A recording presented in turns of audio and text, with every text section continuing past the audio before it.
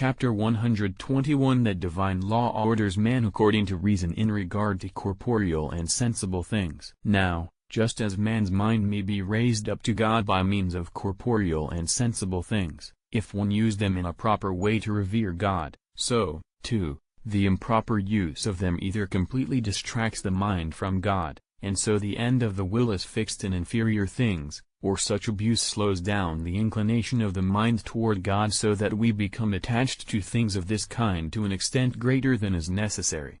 But the divine law was given for this chief purpose, so that man might cling to God.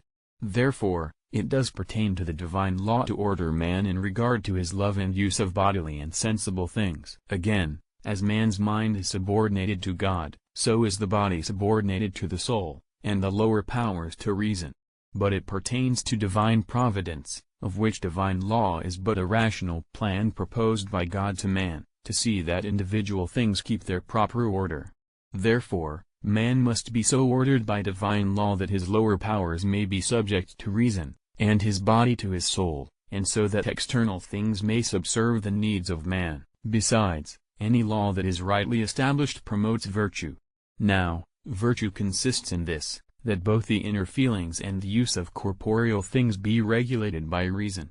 So, this is something to be provided for by divine law. Moreover, it is the function of every lawmaker to determine by law the things without which observation of the law is impossible.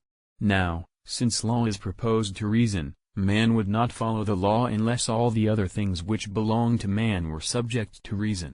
So, it is the function of divine law to command the submission to reason of all the other factors proper to man. Thus it is said, "Let your service be reasonable," and again, "This is the will of God, your sanctification." Now, by this conclusion we refute the error of some who say that those acts only are sinful whereby one's neighbor is offended or scandalized.